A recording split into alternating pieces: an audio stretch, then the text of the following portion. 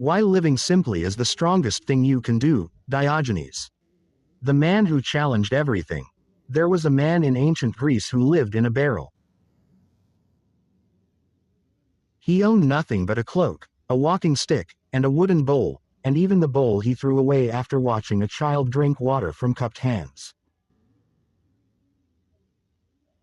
His name was Diogenes of Sinope, and he was considered one of the most radical thinkers who ever walked the earth. Kings feared him. Philosophers envied him. The common people were both baffled and amazed by him. When Alexander the Great, the most powerful man alive at the time, stood before Diogenes and offered to grant him any wish, Diogenes simply said, "Stand out of my sunlight."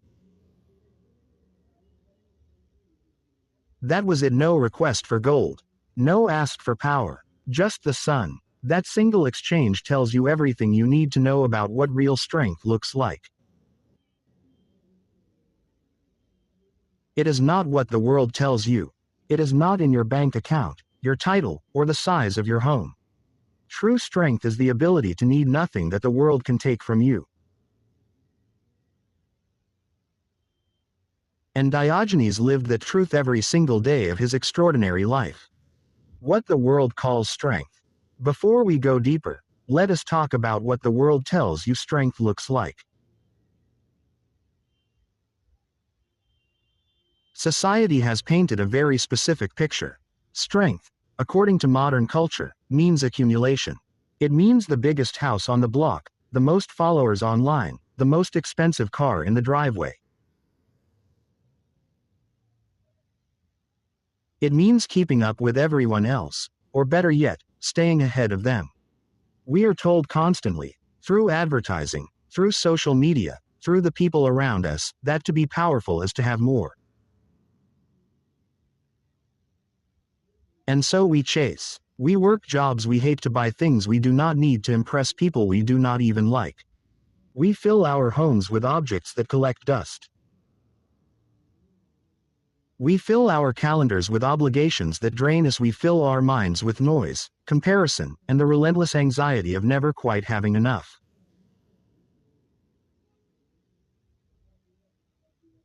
This is what the world calls strength. But look around. If all of that accumulation truly made people stronger, why are so many people exhausted? Why are so many people anxious, unfulfilled, and constantly searching for something they cannot name?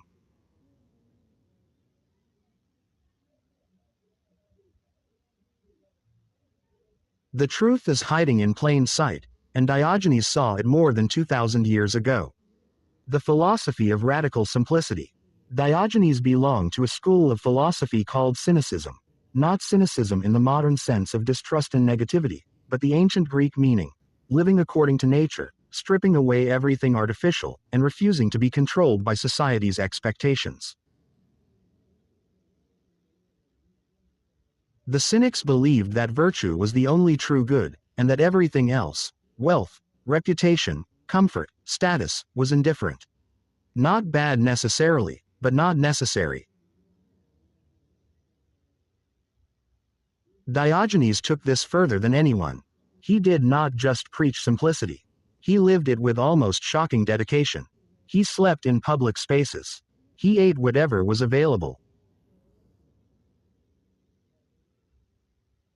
He spoke his mind to anyone regardless of their station, mocking kings, challenging philosophers, embarrassing the self-important. And in doing so, he demonstrated something profound. When you have nothing to lose, you have everything to gain. Your words carry no hidden agenda. Your actions serve no master. Your life belongs entirely to you. That is not poverty. That is freedom. And freedom, real freedom, is the ultimate strength. Why owning less means owning more of yourself. Here is something most people never stop to consider. Every object you own also owns a piece of you. Think about it honestly. When you buy a car, you now worry about the car. You worry about scratches, about insurance, about parking, about payments. When you buy a big house, you spend years paying for it, maintaining it, cleaning it, filling it with furniture. The more you accumulate, the more mental and emotional bandwidth gets consumed managing what you have. Diogenes understood this intuitively. By owning almost nothing, his mind was free. He was not distracted by possessions. He was not enslaved by debt. He was not performing for anyone. He was radically present, radically himself, and radically free. Now, this does not mean you need to throw everything away and move into a barrel. The lesson of Diogenes is not about literal poverty. It is about intentionality. It is about asking honestly, does this thing I am about to acquire truly serve my life? Or am I simply chasing the feeling of having it? When you start asking that question with real seriousness, everything changes. The strength of not needing approval.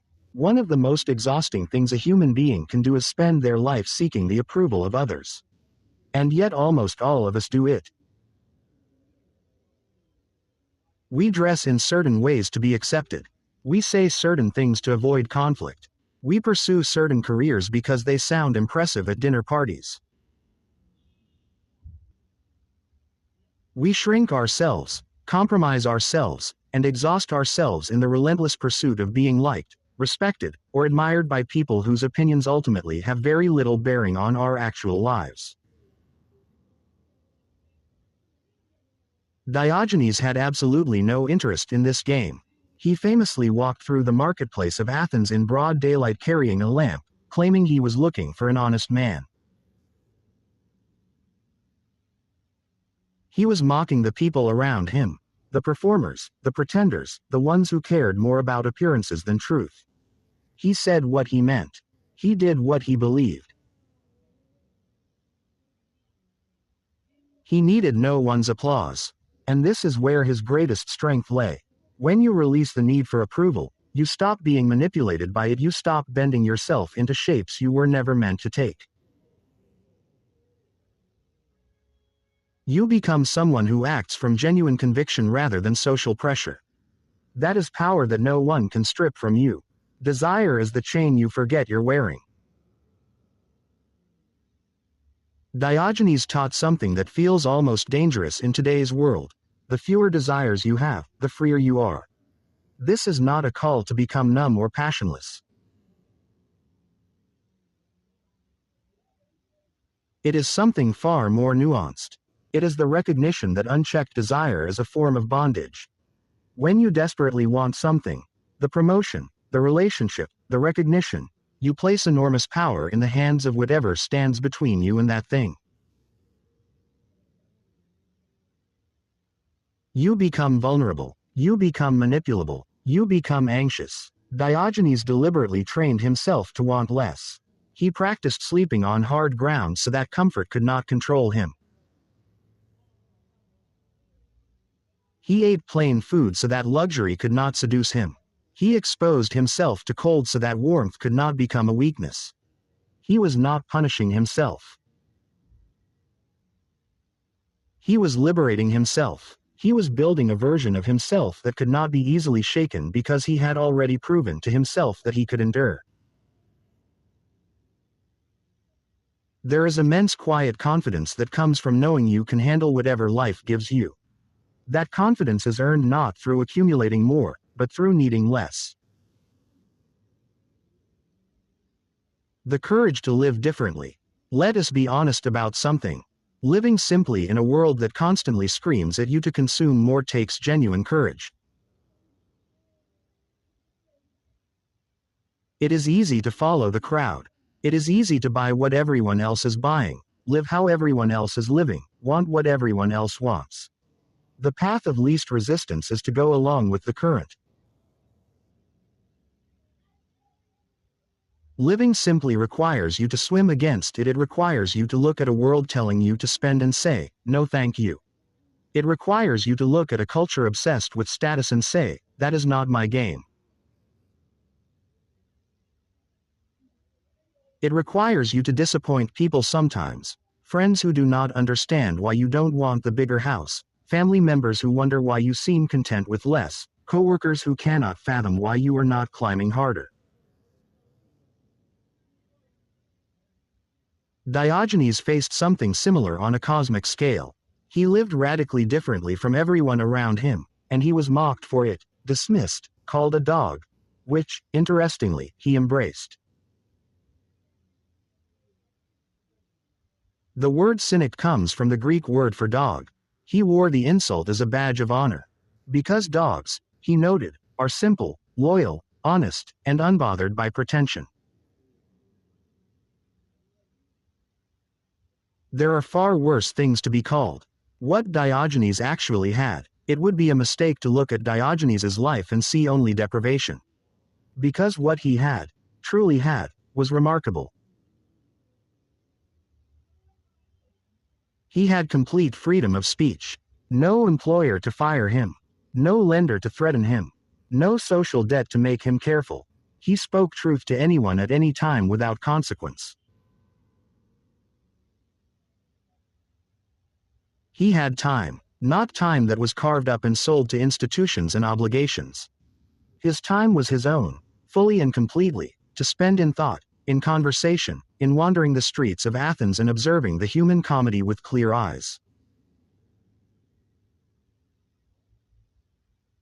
He had mental clarity, without the fog of desire, anxiety, and social performance clouding his thinking. He could see things as they were. And this is why his words were so sharp.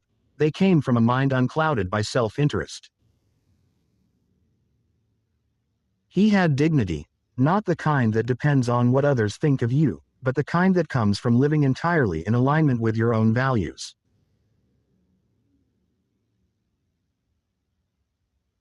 That dignity cannot be taken. It can only be surrendered. And Diogenes never surrendered his. By most measures of his time and ours, he had nothing. But in the ways that actually matter, he may have had more than almost anyone. Simplicity is resistance. There is a quietly radical dimension to simple living that rarely gets discussed. In a world built on the premise that you will always want more, choosing to want less is an act of profound resistance. The economy, as it is currently structured, depends on your dissatisfaction. It needs you to believe you are not enough, do not have enough, and are not quite there yet. The moment you step off that treadmill, you become less controllable. You cannot be easily marketed to, you cannot be easily motivated by the promise of rewards you have decided you do not need. You start making decisions based on what genuinely matters to you rather than what you have been conditioned to pursue. This is deeply threatening to systems built on manufacturing desire. Diogenes, in his time, was performing exactly this kind of resistance. He was opting out of the Athenian social game, the game of status, wealth, and reputation, and demonstrating publicly and provocatively that opting out was not only possible but desirable. He was a living disruption. And every person today who consciously chooses simplicity over accumulation is carrying on that same tradition. The inner citadel you can always return to. The Stoics, who were deeply influenced by Diogenes and the Cynics, had a concept they called the inner citadel. It refers to that place within yourself that cannot be reached by external forces.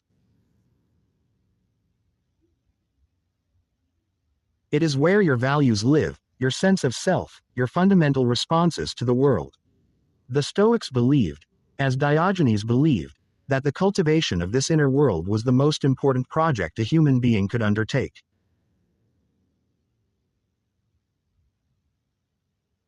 Because everything external is fragile.